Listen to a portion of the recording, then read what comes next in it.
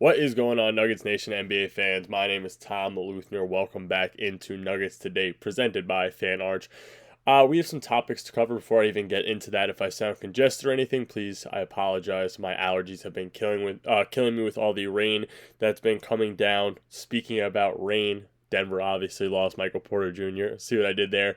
Um, but Mike posted his final goodbyes to Denver on his YouTube page, and it was sort of heartfelt. And I don't know if I'm ready to see Mike in another jersey at this point, but there were some interesting points. There were some, nice things that he had said, nice gestures or kind gestures that he had made in the goodbye post. So the amount of love and respect he really had for Denver, Tim Connolly for bringing him in, the organization for taking a chance on him. He did speak about when he was drafted that, many teams obviously were passing on him due to his injury and that he was feeling the pain of his injury throughout the entire draft process and the week before. And like I said, Denver was able to take a chance on him, and he worked as hard as he could. Denver won a championship with him there.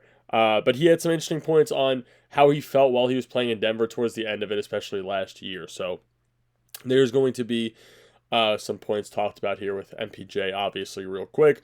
But like I said, it's going to be weird not having him on the team, and moving him for somebody who he said he is friends with was pretty funny. He did say that him and Cam Johnson were speaking about potentially swapping houses.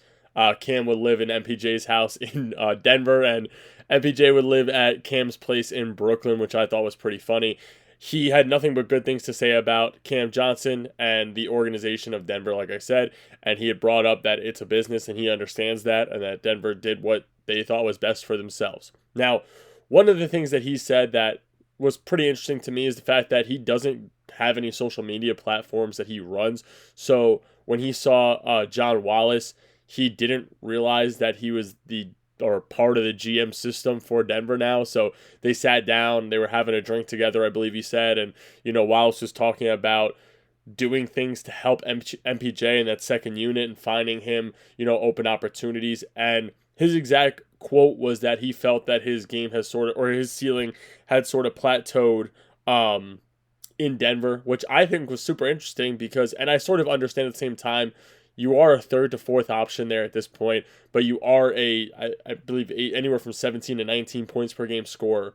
So it was an interesting point, but I do understand, I see the vision that he wants to have, and that is him going to a place like Brooklyn where if Cam Johnson's brought back to Brooklyn, it's going to be him and Cam Johnson taking majority of the shots with some young point guards that they drafted this past year, or this year rather, setting them up for those shots. So I want to see nothing but the best for MPJ. I really do. I think that he's a great player. Obviously everybody had their things to say about him, me included. But it's bittersweet seeing him leave the organization, but I do think that moving on from him was the best for both sides. And I do hope that he goes over to Brooklyn and completely dominates because, like I said, I want nothing but the best for him. And hopefully, in the future, he gets an all-star nod. I would love to see that for him. And I think that Cam Johnson may be a better fit, especially right now.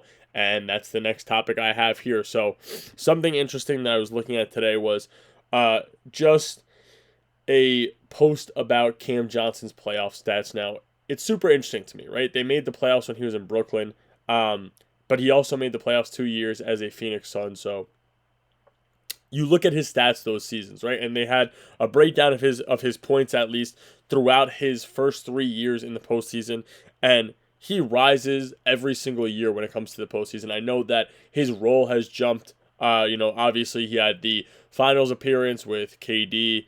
I'm completely wrong, actually. He had the finals appearance with Booker and McHale, and then obviously was traded for KD later on. But you look at his playoff stats, his first year in the playoffs, 15.3 points per game. His second year in the playoffs with Phoenix, 17.4 points per game. His third year in the playoffs, 19.7 points per game in Brooklyn. Now, I know he had a bigger role in Brooklyn, but I do think that Jokic can fully set him up. Now, speaking about him and Jokic, I saw a quick clip of him on a podcast with Tim Hardaway Jr., and they were speaking about Jokic, and he had nothing but amazing things to really say about him, which I think is phenomenal, because his main thing was that you never know what you're going to get. You're either going to get a guy that goes out and score, or you're going to have a guy who realizes his spatial awareness and is able to set up anybody on the team. He can pass, he can rebound, he can shoot, he can score. So I think that Cam is a phenomenal fit in Denver, and I know that's something we covered in the past, but seeing the clip, looking at these stats, I think it's, like I said in the MPJ take, it is nothing but the best for both sides. Or it is all for the best on both sides. And I think that Cam will be a fantastic fit in Denver next season. And better playmaker than MPJ. I know MPJ might have rebounded more on the stat side, but I think that Cam is going to be a little bit of a better fit, especially around Jokic and Murray. Now, talking about the guy with the name Cam, Denver is still in need of a backup point guard at this point in the offseason.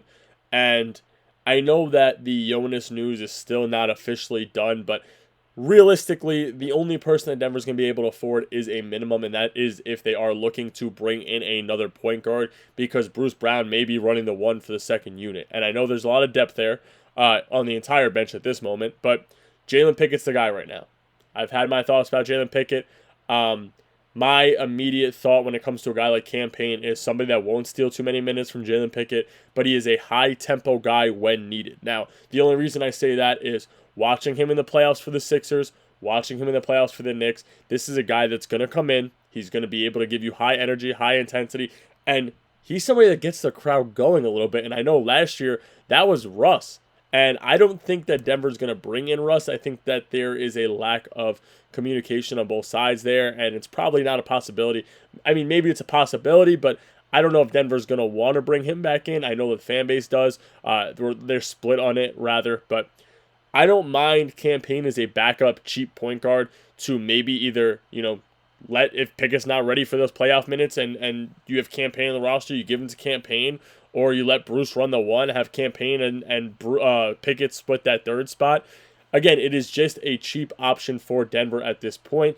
I think that Russ is going to wait to see what happens with Brogdon and CP3 and make his decision from there. And if Denver does have to pivot to a guy, I think it should be Cam Payne. Now, today, or later today, is officially the first game of Summer League for Denver, and that is there is another player I want to cover here, and I know I covered some players that are going to be playing on the team for Denver, like Hunter Tyson, Deron Holmes, and this last guy I've covered before, but I'm super excited after hearing his post-practice interview, and that is Curtis Jones. Now, he is a phenomenal shooter. If you go back and watch his college highlights, this man is a knockdown shooter, and he takes deep shots, which I love.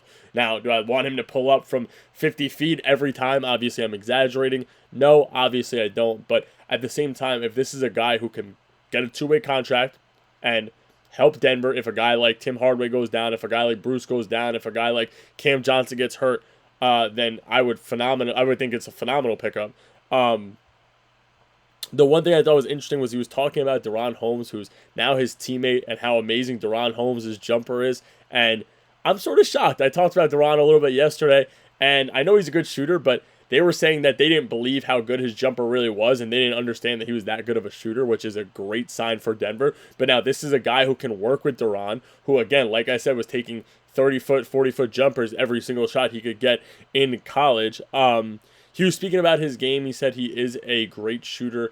He's always in the right place at the right times. And if you look at Nikola Jokic, that's exactly what you want around him. Now, am I saying that I think Curtis Jones is going to make the roster? No, maybe not. There's a chance that he doesn't and a team goes and picks him up. But I hope that Denver maybe gives him a two-way or signs him down to the G League and has him as an option potentially in the future if they're able to retain him.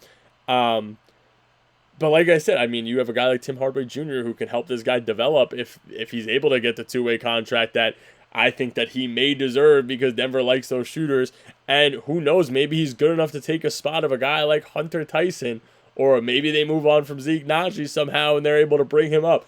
Whatever the situation may be, I am a huge fan of Curtis Jones. I've covered that in the past, but I'm excited to see what he has today. There's some other guys I'm going to cover after the game later today, and that episode will be out for you guys tomorrow.